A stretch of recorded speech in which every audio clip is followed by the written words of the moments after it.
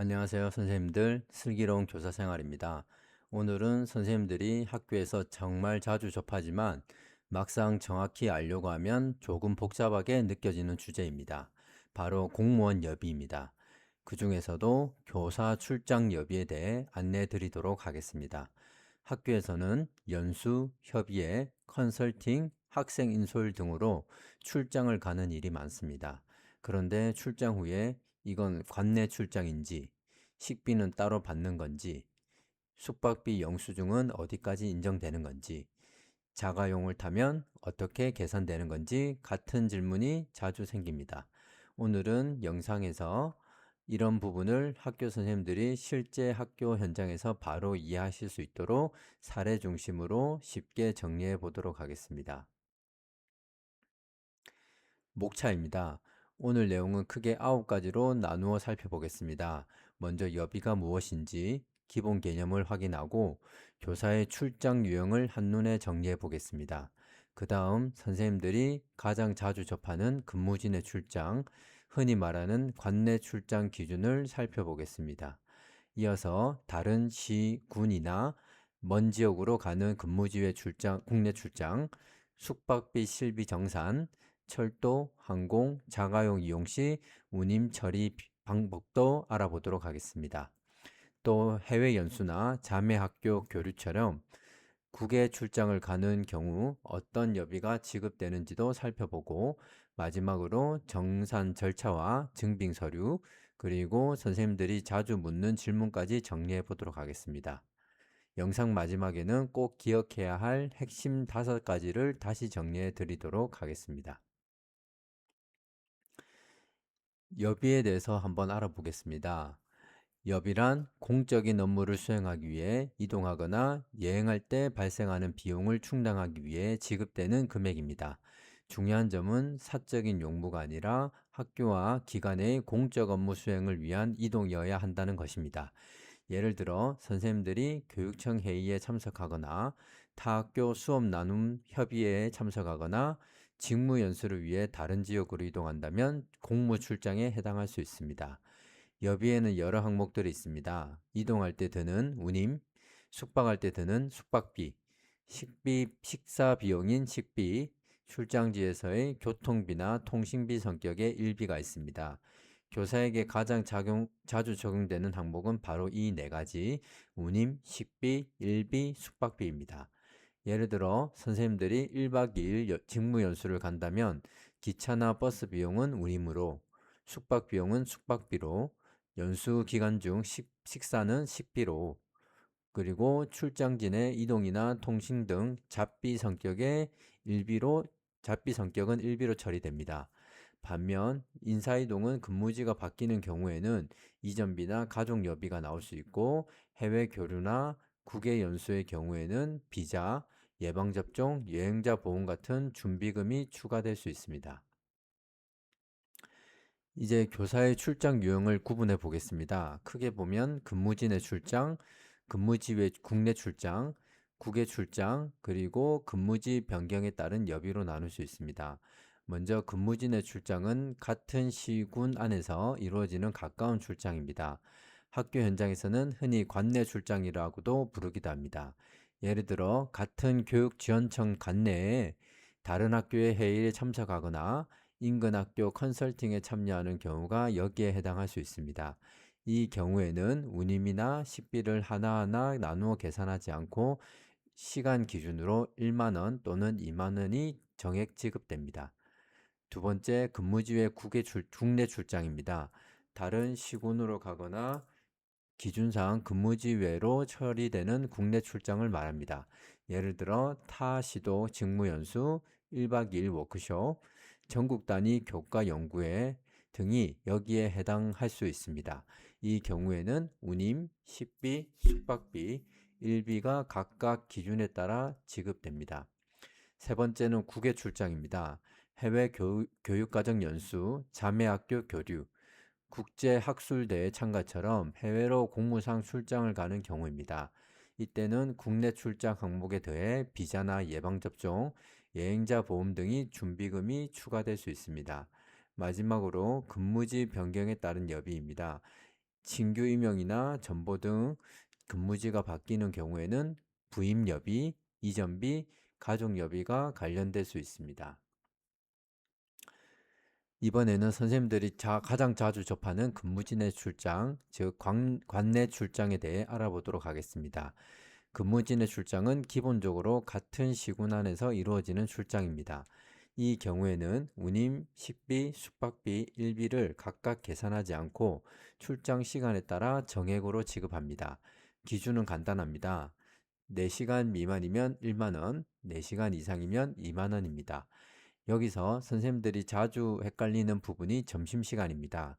출장 시간이 오전 10시부터 오후 3시까지라면 중간에 점심시간이 포함되더라도 차감되지 않습니다. 그러니까 이 경우에는 5시간 출장으로 보고 4시간 이상이므로 2만원이 지급 대상이 되겠습니다. 예를 하나 들어보겠습니다. A 교사가 오전 9시부터 오후 2시까지 관내 인근 학교의 교육과정 협의에 참석했습니다.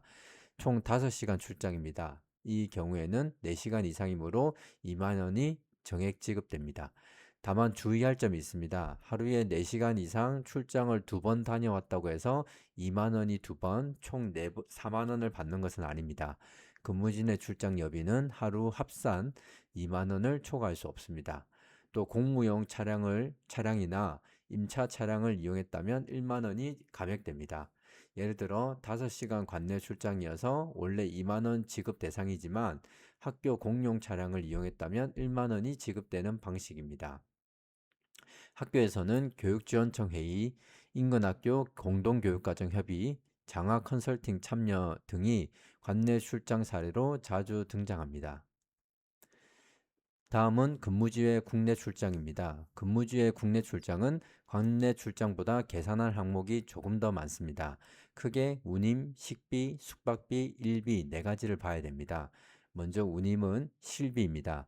기차, 고속버스, 항공, 선박 등을 이용했다면 실제 결제한 금액을 기준으로 지급합니다.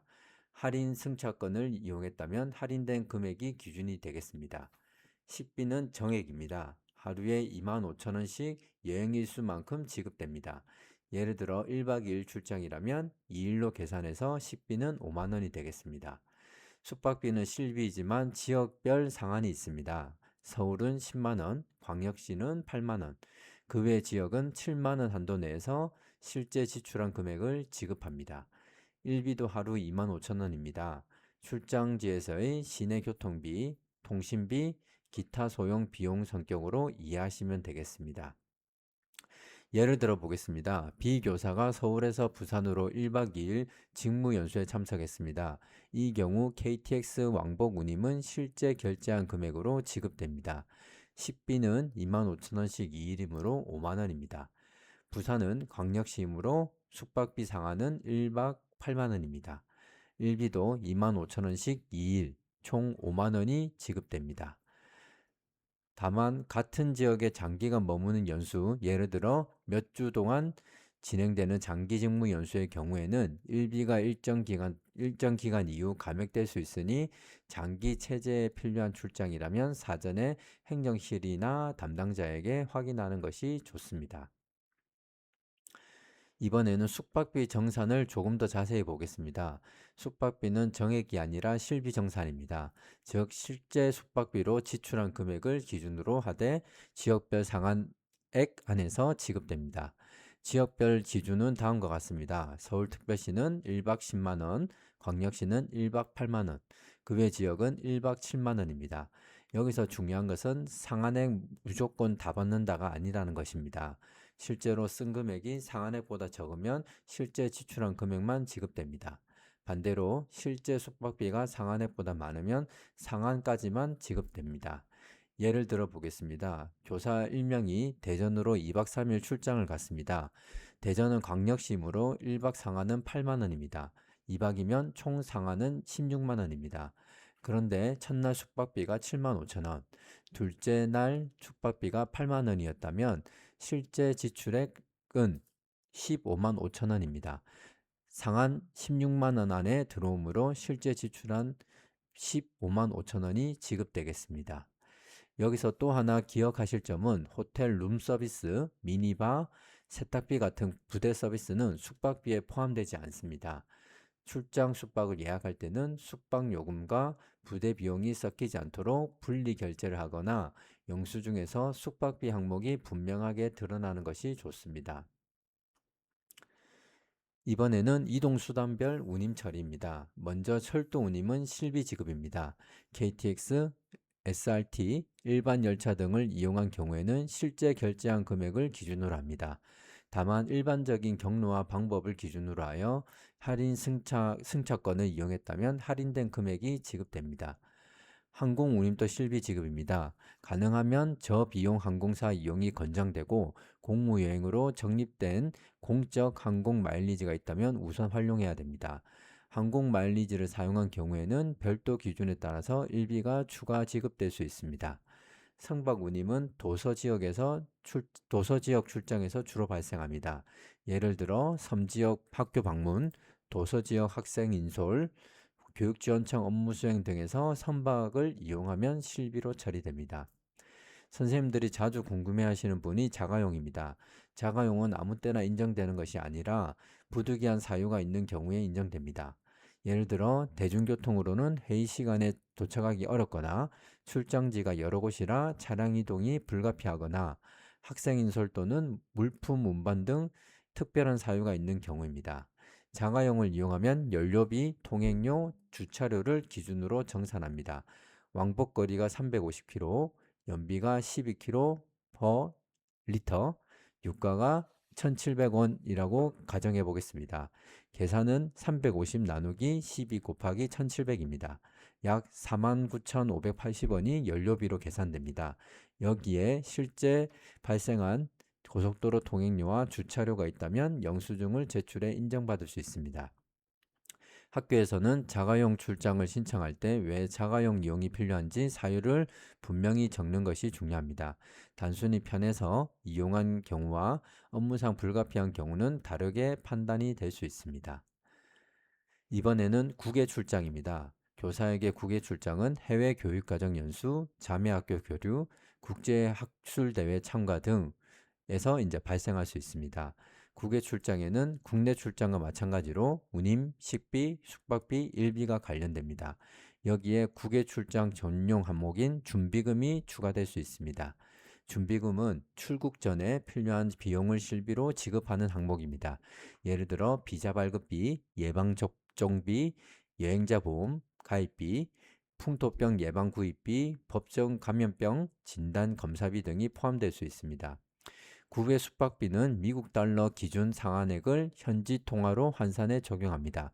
결제는 정부 구매 카드나 개인 신용카드 사용이 원칙이고 카드 사용이 어려운 경우에는 현금 결제도 가능할 수 있습니다. 또 하나 중요한 점은 실비는 정액 지급이므로 숙박비와 분리해서 결제를 해야 된다는 것입니다.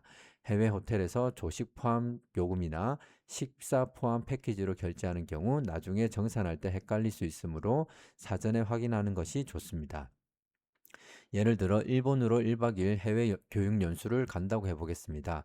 숙박비 상한이 미국 달러 기준 137달러이고 환율이 1달러당 161.53엔이라고 가정한다면 137 곱하기 161.53으로 계산하면 약 22,130엔이 1박 숙박비 상한이 되겠습니다.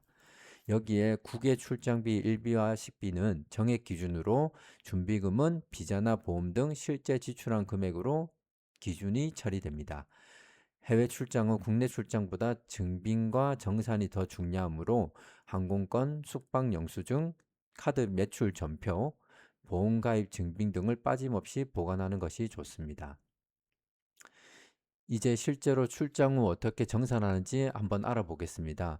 첫 번째는 출장 명령입니다. 선생님들이 나이스 등 학교에서 사용하는 시스템을 통해 출장 신청을 하고 결제를 받아서 출장 명령이 활성되어야 됩니다. 출장을 먼저 다녀오고 나중에 처리하는 방식은 문제가 될 수 있으므로 가능한 한 사전에 신청하는 것이 원칙입니다. 두 번째는 결제입니다. 운임과 숙박비는 정부 구매 카드 사용이 원칙입니다. 정부 구매 카드를 사용하면 시스템에서 카드 사용 내역이 확인되어 증빙 제출이 간소화될 수 있습니다. 세 번째는 출장 수행입니다. 출장 시간, 여행 일수, 이동 경로 등을 잘 기록해 두어야 됩니다. 특히 관내 출장의 경우 4시간 미만인지 4시간 이상인지에 따라서 금액이 달라지므로 시간 기록이 중요합니다. 네 번째는 정산 신청입니다. 여행이 끝난 뒤 정해진 시간 내에 정산을 신청해야 됩니다. 기한을 놓치지 않도록 출장 직후 바로 처리하는 습관을 들이는 것이 좋습니다. 다섯 번째는 여비 지급입니다. 회계관계 공무원이 시스템에 등록하고 기준에 따라서 여비가 지급됩니다. 필요한 증빙서류도 한번 확인해 보겠습니다. 신용카드 매출전표, 현금 영수증, 세금 계산서, 승차권, 호텔 영수증 등이 대표적입니다. 자가용을 이용했다면 주유 관련 카드 전표, 통행료, 주차 영수증 등이 필요할 수 있습니다. 이번에는 선생님들이 자주 묻는 질문에 대해서 정리해 보도록 하겠습니다. 첫 번째 질문입니다. 학생인솔 현장 체험학습도 출장인가요? 맞습니다. 학생인솔은 공적 업무이므로 공무 출장으로 처리됩니다. 다만 거리와 시간에 따라서 근무지 내 출장인지 근무지 외 출장인지 달라질 수 있습니다. 예를 들어 같은 시 안에 박물관으로 오전 체험학습을 다녀오는 경우와 다른 시도로 1박 2일 수학여행을 가는 경우는 여비 처리 방식이 달라질 수 있습니다. 두 번째 질문입니다. 점심시간도 출장 시간에 포함되나요? 네, 포함됩니다. 예를 들어 오전 10시부터 오후 3시까지 출장을 갔다면 중간에 점심시간이 있어도 총 5시간 출장이 되겠습니다. 근무지 내 출장이라면 4시간 이상 기준에 해당해 2만 원 정액 지급이 되겠습니다. 세 번째 질문입니다. 같은 시군이라도 거리가 멀면 근무지 외 출장인가요? 원칙적으로 같은 시군 안의 출장은 근무지 내 출장으로 보는 경우가 많습니다. 다만 일반적인 이동 경로나 실제 출장 상황에 따라서 근무지 외로 처리되는 경우가 있으므로 애매한 경우에는 출장 신청 전에 행정실이나 담당 부서에 확인하는 것이 안전하겠습니다. 네 번째 질문입니다. 공무용 차량을 타고 출장을 가면 어떻게 되나요? 근무지 내 출장에서는 1만 원이 감액됩니다. 예를 들어 4시간 이상 관내 출장으로 원래 2만 원 지급 대상이라도 공무용 차량을 이용했다면 1만 원이 지급됩니다. 근무지 외 출장에서는 운임이 지급되지 않고 일비도 일부 감액되겠습니다. 다섯 번째 질문입니다. 호텔 룸서비스나 미니바도 숙박비에 포함되나요? 아닙니다.